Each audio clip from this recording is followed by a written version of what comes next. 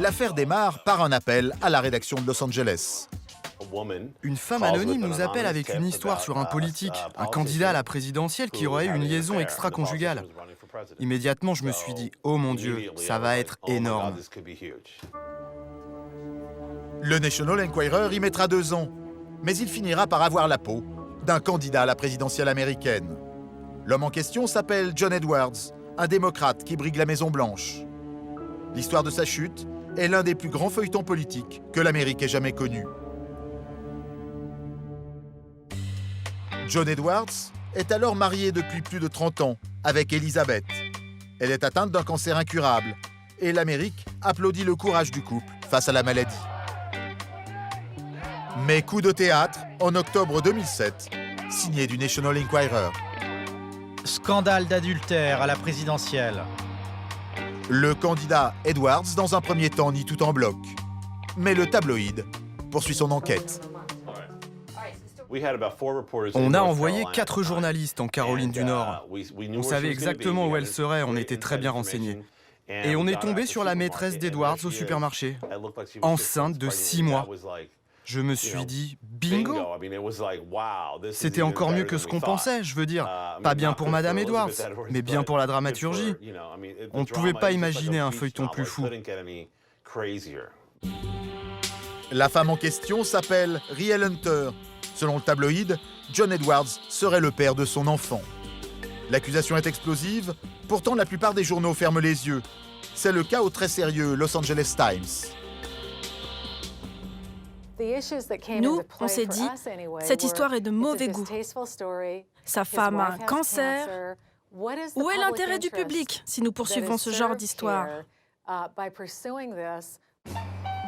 Par pudeur ou par précaution, la presse traditionnelle refuse de traiter le sujet.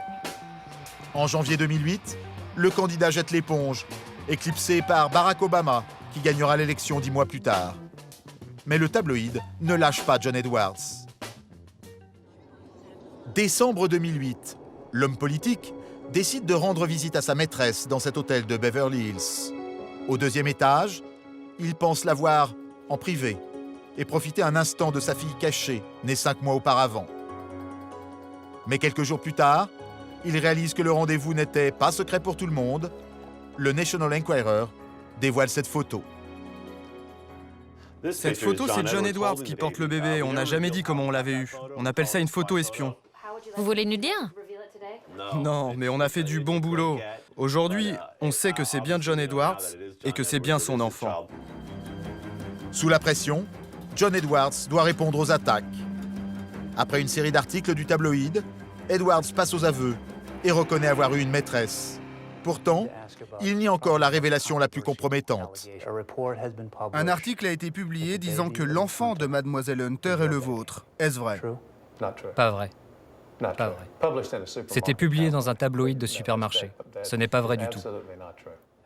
Avez-vous fait un test de paternité? Non, mais je serais prêt à le faire. Je serais content de le faire. Je sais que ce n'est pas possible que l'enfant soit le mien, à cause du timing. Edwards parie que la mauvaise réputation du tabloïd suffira à faire taire les accusations. Il sous-estime le journal.